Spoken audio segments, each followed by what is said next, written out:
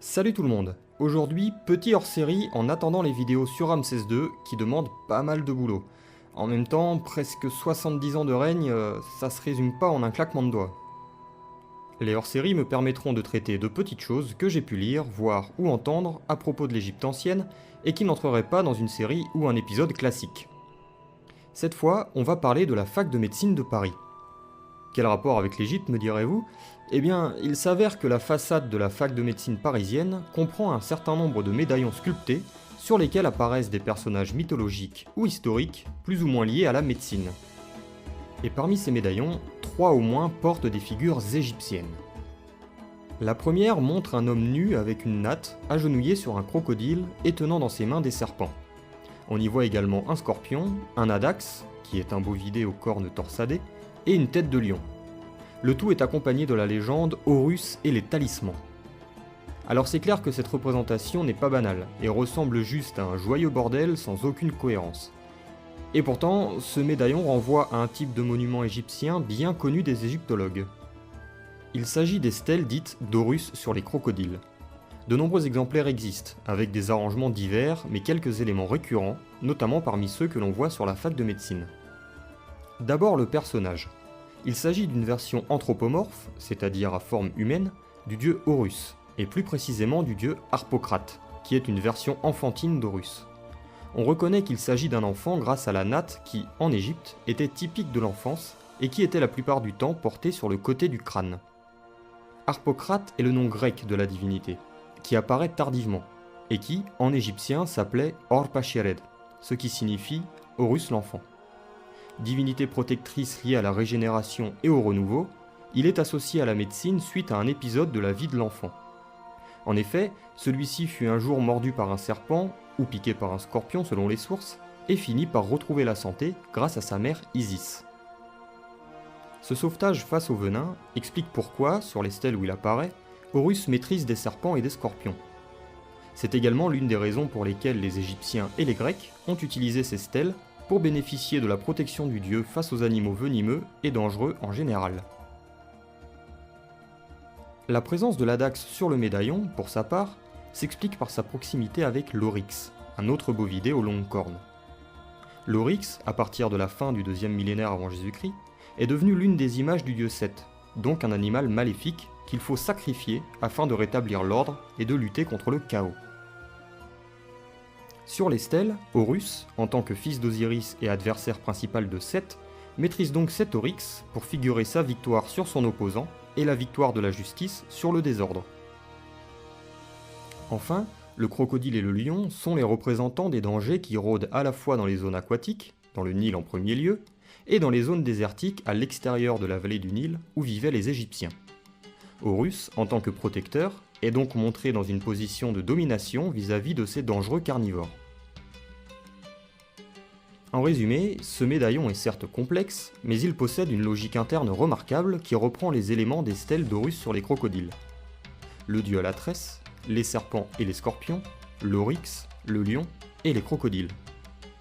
Et trouver ce médaillon sur les murs d'une fac de médecine est totalement logique, puisque les stèles étaient utilisées par les Égyptiens comme amulettes protectrices et comme objets destinés à soigner différents maux. Ils versaient de l'eau sur la stèle et la buvaient ensuite, une fois que l'eau s'était gorgée de la puissance magique des images et des formules en hiéroglyphes. Les deux autres médaillons sont moins complexes. Le premier montre un autre personnage masculin, assis en tailleur, avec sur ses cuisses un long rouleau que l'on imagine être du papyrus. Au-dessus de lui est inscrit le nom Imhotep. Ça va, Imhotep. Papa, ça va? Ça va. Imhotep et ta sœur, comment elle va ta sœur? Ça va, c'est Imhotep. Ce nom renvoie au célèbre architecte égyptien ayant vécu sous Djoser, pharaon de la 3e dynastie, autour de 2700 avant Jésus-Christ. Djoser est notamment connu pour sa pyramide à degrés à Saqqara, et Imhotep en aurait été l'artisan majeur, en tant qu'architecte en chef de tout le complexe funéraire autour de la pyramide. Imhotep a ensuite été divinisé par les anciens Égyptiens, et est devenu l'un des principaux personnages de l'histoire et de la culture égyptienne. On lui attribua même des parents divins, notamment Ptah, le patron des artisans et des bâtisseurs.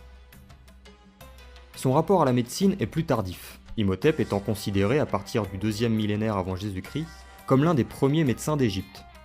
C'est donc près de 1000 ans après sa mort qu'on lui attribue la rédaction de divers traités de médecine, et les Grecs l'associèrent à leur propre dieu médecin, Asclépios. Sa présence est donc logique sur le médaillon de Paris, puisqu'il est considéré comme l'un des premiers médecins de l'histoire. De plus, le rouleau de papyrus sur ses cuisses renvoie à son statut d'homme de science.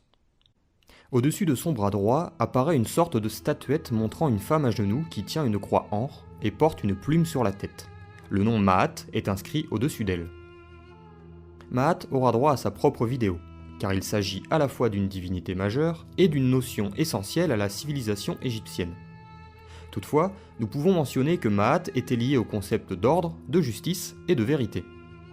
Maat était la règle à suivre pour que le monde vive en harmonie et que la société puisse suivre les préceptes établis lors de la création.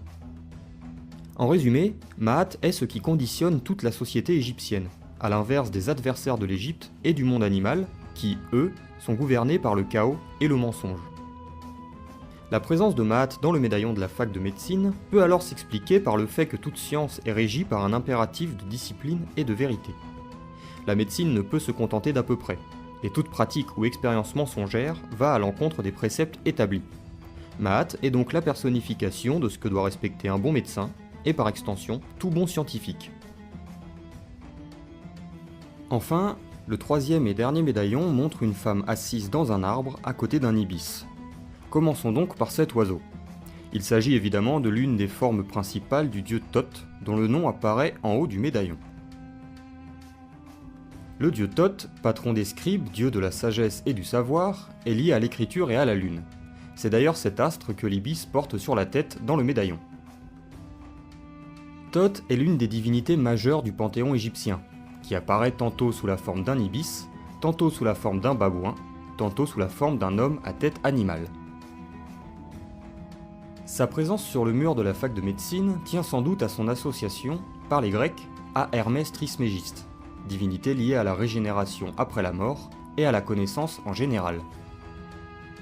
Thoth est donc le dieu savant par excellence, d'où son identification comme inventeur des hiéroglyphes notamment. Nut, pour sa part, est une divinité liée au ciel. Les étoiles prennent place sur son corps et elle est généralement représentée au-dessus de Geb, son mari, qui quant à lui personnifie la terre, le sol sur lequel nous vivons. Nut est donc la personnification de la voûte céleste. Nut et Thoth sont liés par un épisode mythologique en particulier. Alors que Nut était enceinte de la dernière génération de l'Énéade, vous pouvez aller voir ma vidéo sur Osiris que je mets en lien dans la description, on lui interdit d'accoucher durant une année, qui durait alors 360 jours.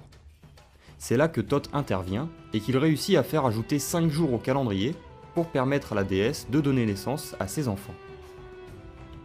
Cet épisode donne donc une explication mythologique au cycle annuel de 365 jours et associe Thoth et Nut.